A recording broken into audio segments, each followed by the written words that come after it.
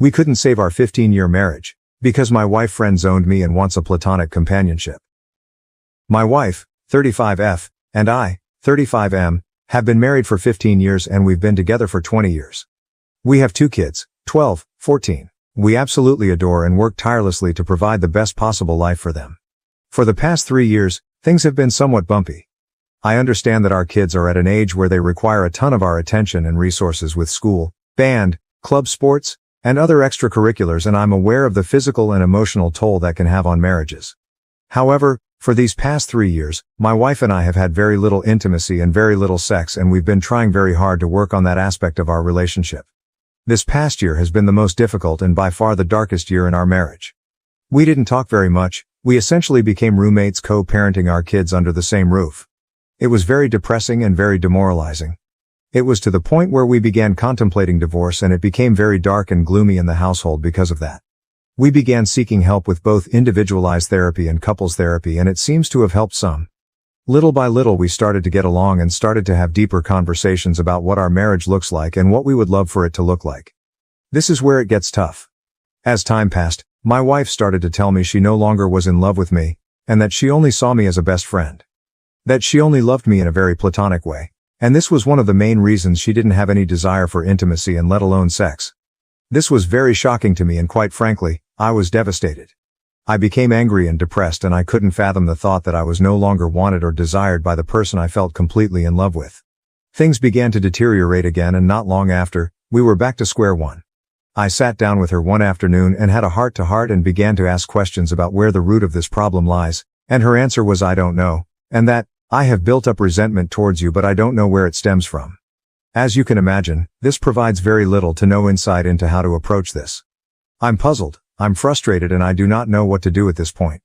Currently, we've arrived at a place where she says that she has no sex drive and no desire for intimacy or connection. She says that all she wants is simply companionship, which basically means our co-parenting roommate dynamic.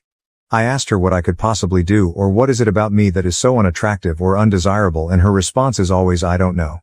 She stated that she does love me, but it's not the same. That she has been feeling disconnected for years, and that our marriage just takes up too much work. Her focus is only the children for now, and that my co-parenting contributions are meaningful to her in our home. I'm at a loss, and I'm mainly venting about my frustration. It's tough to realize that the person you love has no feelings for you. I feel like at this point I'm only here to contribute financially and as a parent. I feel like what she means with companionship is that she's comfortable with the convenience of having a good father for our kids and my financial contribution to the household. In regard to intimacy and/or sex, she basically told me that it's not something she's interested in or wants at this time. She mentioned that the only way to get to a point for any of that is to be intoxicated, which is incredibly awful and very wrong. I told her I do not think forcing herself to have sex or be intimate by drinking or smoking is good, and I declined to be a part of that, which to my surprise, it upset her and made her more distant. We're both extremely honest and transparent. We've never cheated on each other, and we are always free to look through each other's phones, emails, socials, etc. And we hardly ever do. I asked her if there was someone else, and she declined. Honestly, I believe her. We then peacefully went through each other's things, and as expected, it was clean. We've always been very forward, even with the hard topics, so I don't smell or feel any foul play or infidelity. Am I wrong for declining to only be intimate or have sex when she's intoxicated? I'm firm on my stance of not partaking in this only when I'm high or drunk sex, because it doesn't sit well with me. I do not know how to help our situation, and I'm starting to become a bit anxious and desperate. We're both fairly young and healthy individuals and good looking. We both have good standing careers and are good parents. I'm just not sure how our lives could have driven us to this point. I'd love some outside perspective on this matter and some insight on how to address something like this. It feels so awful to be unwanted and undesired by my own spouse. I hate it. My wife of 15 plus years is no longer in love with me and doesn't know why, and now says she can only have sex while intoxicated, or I need to settle for a platonic sexless marriage, and she doesn't know why that is, but it is what it is, and I'm in need of insight or advice. Relevant comments, missing reasons. Commenters looked at his history and found they were swingers. We did some swinging in the past. That was fun for some time. We mutually decided to stop doing it, and we have established it's not the case. When we were swinging, however, our marriage seemed to be in a good place. This is something we did disclose with our couple therapist and made sure to include it to make sure we're not neglecting an obvious potential issue. I will say, I did ask my wife if what she experienced during swinging is something that is affecting her view on our relationship, and she said it wasn't. Our swinging experience was always together and it was very sex-driven. Nothing really emotional or poly. Truth is, I have to believe her at her word. I have no reason to distrust her. To date, she's always been very forward and never afraid of dealing things head on. No matter how painful. If this is a consequence of swinging, this issue existed long before the lifestyle. I agree that swinging wasn't a solution in the end. Never was meant to be. It was more of discovering or exploring if she felt any different. If that was the case, we agreed we would talk about it, and if we arrive at the conclusion that myself is the problem and she has no problem with other men, we would part ways amicably. However, this wasn't the case. She didn't like sex or intimacy there either. She was very much in control of that whole swinging situation. And yes, I went along with it. What gives? It felt very organic, and it was her effort, if you will, to discover more and learn more about our current issue. I saw it as a means of learning if I'm the problem and was very much ready to accept that. It turns out it wasn't the case. 6 years of misery sound awful. I would very much hate that. OP on if this started when the swinging ended. Finally, a comment on the swinging topic with actual insight. You're absolutely right about the fact that the swinging experience had changes that will impact our marriage and lives forever. For example, the best thing swinging taught us, even above sexual exploration, was the level of transparent and open communication it requires. We would literally have mental orgasms having dialogue with such intentionality. We implemented that in all our lives and areas, including parenting with our children. She even agrees that we're thankful for that takeaway from our swinging. Honestly, I cannot stress it enough with people here. Yes, we explored swinging. However, it was actually a positive experience. When we decided to stop, it was because it felt natural and organic to just do so. In fact, we met with that couple who we meshed super well with the night before. We actually enjoyed the actual friendship and even spent time as vanilla friends. So it wasn't because of something negative. Wife mentioned that it certainly wasn't any better, and since she's not enjoying the sex, we both agreed there's no point to this. I agreed, and we moved on, and we're still friends with those people because it's great. All that said, I know, more often than not, swinging causes massive issues. However, this was something we explored in pursuit of a solution to an issue that was present way before. I think of it as taking a practical approach to trying to solve the problem. Update 1. I wanted to give you guys an update of how the therapy session with my wife went this week.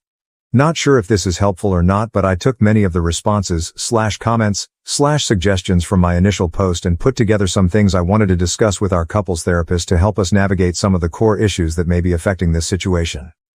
One of the main things that is the buzzword of this has been the term resentment, and it has been really eating me up inside knowing my wife keeps telling me she doesn't know why she's resentful or doesn't know why this is affecting her emotionally, mentally. I brought this up with our therapist once again and resurfaced the conversation about being married for so long, 15 years, and being together since we were 14 years old. Our long history of growing up and how having children when she was 19 years old, me 20, significantly changed the trajectory of our lives.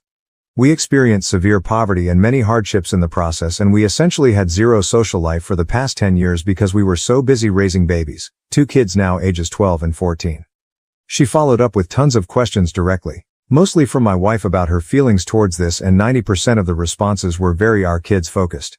It definitely felt like she was afraid of saying yes it sucked, because she would feel guilt or shame because it would imply she regrets the kids. I mentioned this in the session, and the therapist encouraged her to look at this outside of the lens of being a mother and to try to view it a bit more selfishly and individually, and it was very eye-opening. My wife mentioned that she was very frustrated with the fact that we did miss out on many things in life. She also was very clear in saying, I do not think I missed out on other partners or dating or partying, but I certainly lost all my friends. This was huge because one of the big pieces that has caused a strain in our lives is how siloed and isolated we've been, again busy raising kids. I followed up by reminding her that it's important to have good friends and to make time for herself and her friendships.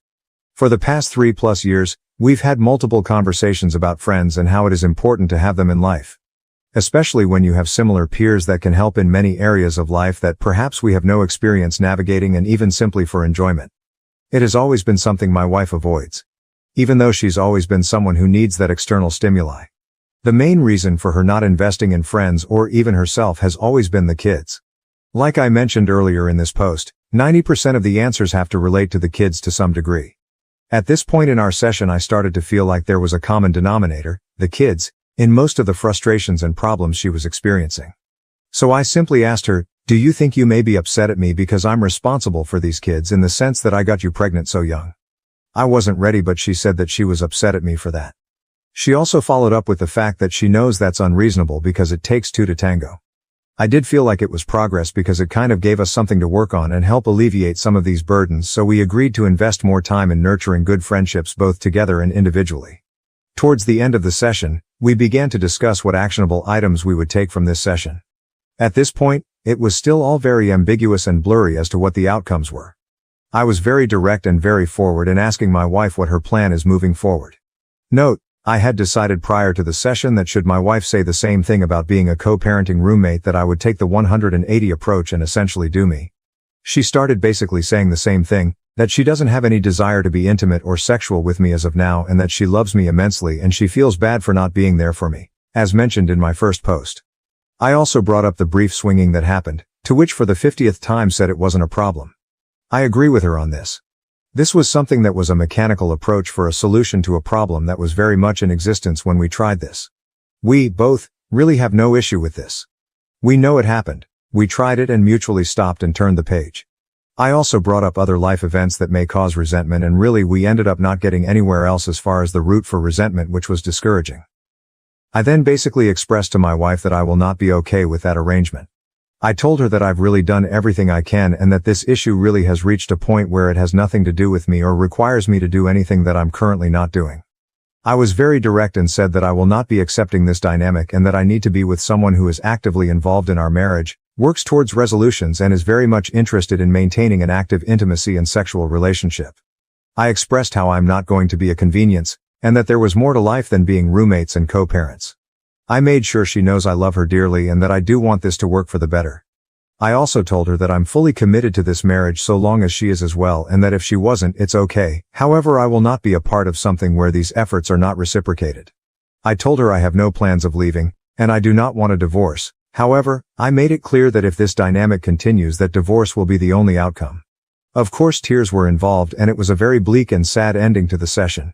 Still nothing was said, and I walked out very discouraged and very determined to start working on the 180 as soon as we left the room. It's painful and very difficult because much of the 180 requires you to be very short and cold and transactional. The saddest part is realizing this dynamic already is very cold and transactional. Here's where it gets very interesting. I started working on implementing many of the 180 recommendations that same day. I mentioned to my wife that, hey, things are going to be a bit different moving forward. I'm going to honor her roommate co-parent dynamic without reproach, and that it should be no mistake that I'm not happy here and I am never going to be okay with it, but I am done working on it if she wasn't going to work on it. She agreed and went to bed. I started to build distance and started to basically focus on myself. Very short and transactional. She asked for help on some of her personal things, to which I declined, and it really shocked her. She was upset, saying I was being petulant. I explained to her that she is now fully in charge of her own life and her own issues. We didn't talk all day and we only spoke when necessary. Few days I keep this going and she's very visibly upset and stressed. I typically react to that with gestures of help or nurturing, but I didn't this time. That night she was crying, telling me she's stressed and she thinks something is wrong with me because I'm indifferent. I simply listened, then I told her that this is the dynamic she proposed and that I'm simply, much like her, taking care of myself and focusing on myself. I'm not going to lie. It has been very hard to be cold and distant because, as I mentioned before, I love her and I wish I could hold her and love on her. However, I know this is somewhat manipulative in a way, just to get her way and still keep me in the friend zone. So I've been staying the course. We're now going on a week of this 180 and let's just say, there has been many changes on her side.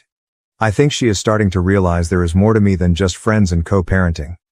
I sent her a text a few days ago essentially itemizing bills and separating the financial responsibilities 50-50ths, and she lost her shit. She basically told me it was out of left field, to which I responded, hey, friends go in 50-50ths and as your friend I expect nothing less. This was very eye-opening because it gave me a glimpse of how I'm really taken for granted and how her level of comfort and convenience at my expense is really overlooked. I pushed through anyway and basically told her that this is the new dynamic she asked for and that it's still a bargain, because she would have to be 100% if she was on her own. I'll wrap up with this. While the 180 has been working in many different areas, I am still very much sad about the overall situation. There have been many eye-opening statements being said and realization that have not been pleasant to encounter. It has also sparked new energy and new efforts on her side as well. She's definitely seeking to talk to me more often, and while it's hard to turn down, I hope if things improve this continues to happen. I've also noticed that she's making more time for herself aside from being a mom, which is huge because she pretty much neglected herself for years. I'm very pleased seeing her be more herself. My hope is that as we work on ourselves, the marriage improves. There really is no telling at this point where this will go. We are very much cordial and amicable even to this day, and that's a very good sign. Boundaries are set and expectations are very clear, and I feel that no matter the outcome, I will be at peace with everything that has been done. We're still going to continue the couples therapist until we either rekindle our marriage or end up in divorce. I feel like having this unbiased third party really helps as a witness and as a guide through this. No matter what, I will always love my wife. However, I will not participate in a sexless, intimacy-less marriage because we both deserve better. Thank you all for all the kind words and recommendations and feedback. This will be my last post on this topic, and I wish you all the best. TLDR. My wife friend-zoned me, wants to just co-parent at my expense, but I started the 180 method to try and find a solution because she doesn't want to work on us, which seems to be working on getting her out of her rut and helping me discover more about how she feels. Also, therapy is paramount and highly recommended to all couples. Relevant comments. Comment 1. So, I'm going to assume that your wife has a lucrative job and you are both going 50-50ths on childcare, as you both work and share children. Because otherwise, this approach is just plain financially abusive, and if you're planning on saying I won't pay the bills unless you have sex with me, sexually abusive as well. Assuming that is the case and you aren't a total POS, I'm actually interested in how this works out for you.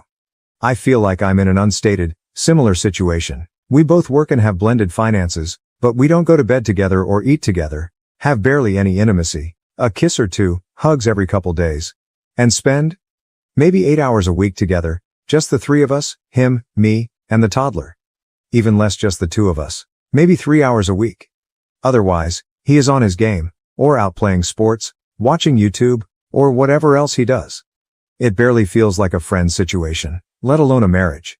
I'm curious how she handles it, as the spouse that presumably was pulling away first. I hope you keep us updated. OP. Yes, we both have degrees, good careers, and while I make significantly more money, her salary is very proficient and above average.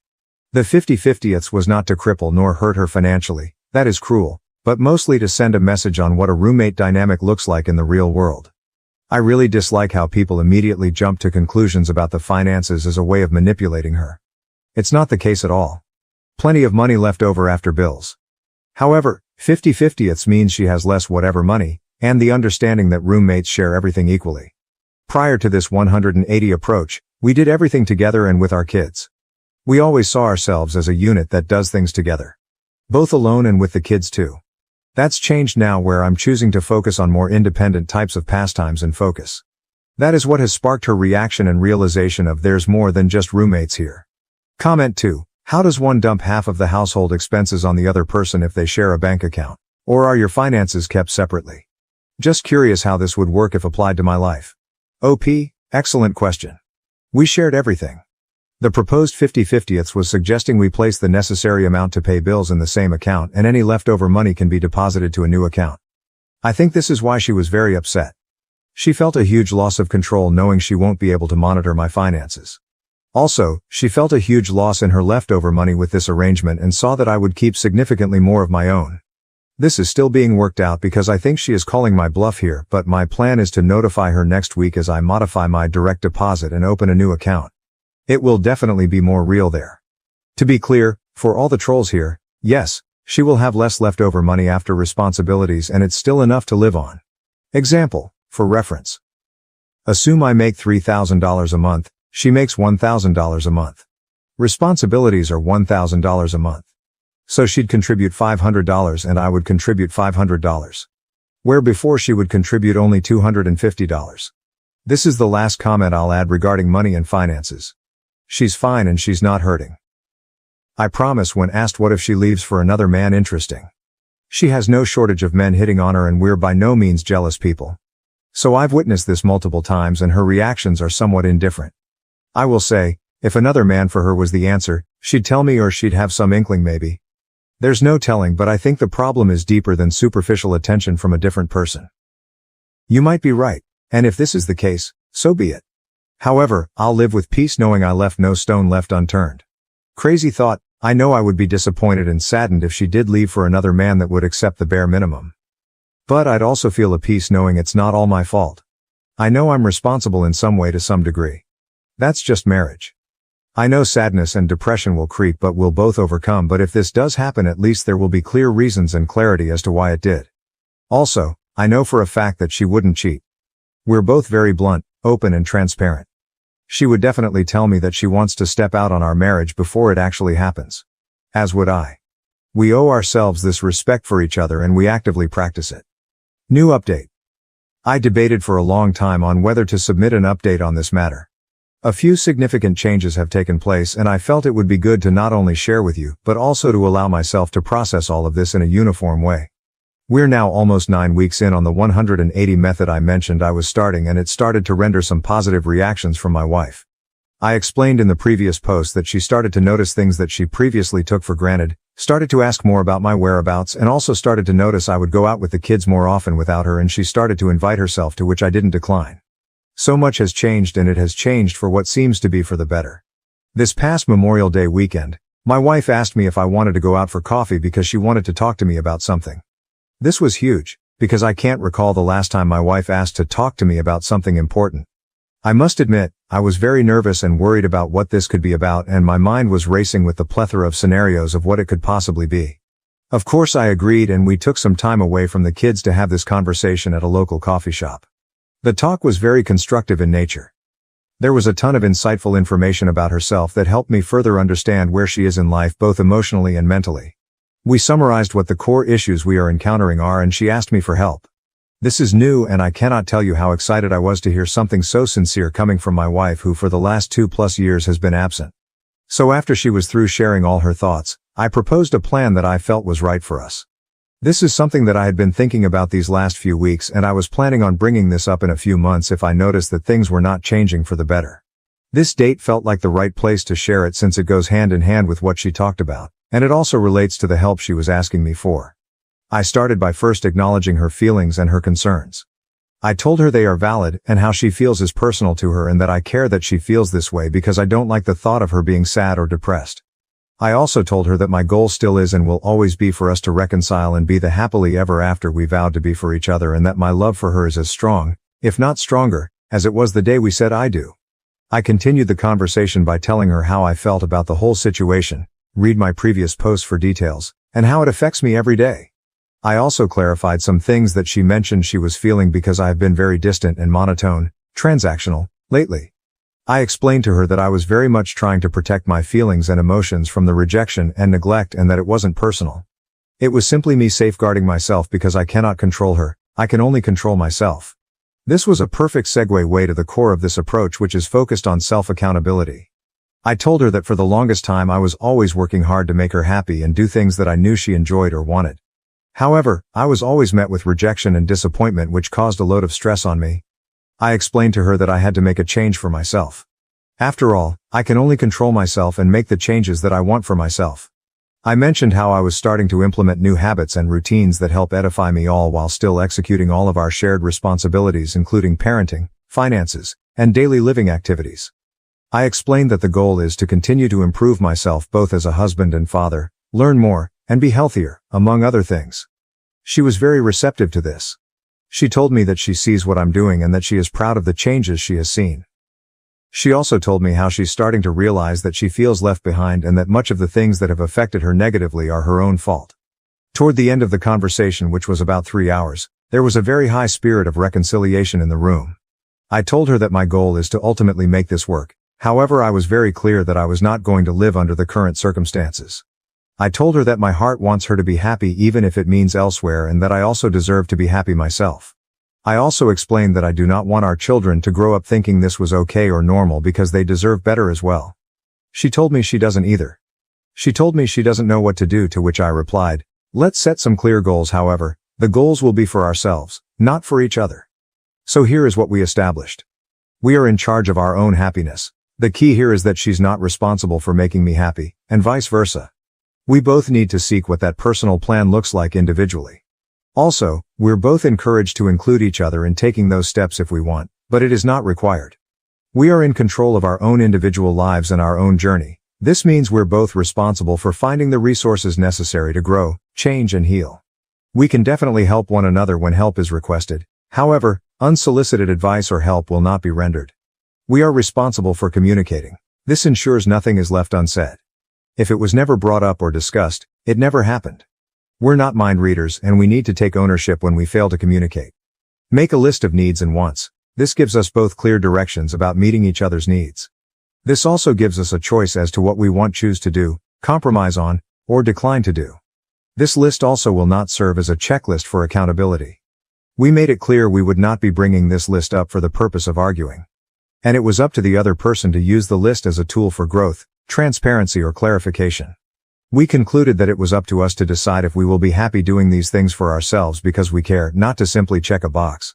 This was very important in order to establish long-term habits and not short-term band-aids, because you cannot make someone change or do something they don't believe is important. Established a deadline, Memorial Day 2025. At the end of the conversation, we concluded by setting Memorial Day 2025 as a hard stop to evaluate our lives and our progress. We agreed we would do this with the clear understanding that we will independently decide if we are happy here. If we determine we aren't happy, we will be getting a divorce. We would also both assume full responsibility for what happened should we get divorced. For example, if needs were not met, it would mean my partner chose not to meet them. This places full responsibility on each other in all areas. The whole process requires that if needs were not met, the next question should be, did we do everything to address this issue? If yes, then we will have a clear conscience of what transpired and know we left no stone unturned. If, however, we didn't do everything to address the issue, it will mean the issue was not important enough for you or didn't care to meet those needs. This goes both ways in all areas, like everything else. We established that the main motivator for change should be ourselves, and that if we did that, we would in turn begin to see beneficial changes towards each other. The goal is to ensure that everything we are doing for one another to meet each other's needs is being done because we want to do it for our spouse, not because she asked. Instead, it was done because I know it makes her happy and I love seeing them happy. I felt it was important to mention to her that we are no longer required to do anything for each other. It is now more of a I want to do these things for each other. Ultimately, I felt the conversation was very positive and productive. Many tears were shed and lots of hugging ensued. I know this doesn't mean or guarantee anything. However, this has never happened before and I can honestly attribute it to the 180 method. I cannot give any more insight on this method other than it's the only thing I did differently and something new happened for what seems to be better. I've decided I will conclude and will refrain from this method moving forward as the plan now has changed. I'm planning to devote myself entirely to not only myself and my growth but to also work on her needs and wants because I want her to be happy by my side. She said and agreed she would do the same for herself. We agreed we would help and build each other wherever we request for it and that we will be approaching this as a team. As of today, some of the biggest changes I have noticed are her commitment to therapy and mental health. She is taking some antidepressants that are helping her. She is also more confident and in a far better mood more frequently. We have started to explore more ways of intimacy in multiple areas such as physical touch and words of affirmation. Sex is starting to make an appearance, which is exciting. Side note, sex was very awkward to start when you've been abstinent for so long. We've also started to work out together, which is great, and have lost weight, which is also very exciting. Overall, communication has improved, and I cannot wait to see where this leads. I hope this helps someone out there. I'm still very much interested in your feedback and thoughts on this. You all have been a huge help in giving me hope and insight into this tough journey. Trolls aside, many of you have really been instrumental in my journey both emotionally and mentally. I will not be providing any more updates until Memorial Day next year. I think it's now time to keep focusing on myself and start working on all the new opportunities that hopefully will arise with my wife. I wish you all the best in life and your relationships with those you love. TLDR, our marriage took a turn for the better after the 180 method and we're now working on ourselves, each other and rekindling our marriage. We also set a deadline for next year to either remain together or get divorced. Thank you for watching. If you haven't subscribed yet, please do so and hit the notification bell to stay updated with more shocking real-life stories happening around you.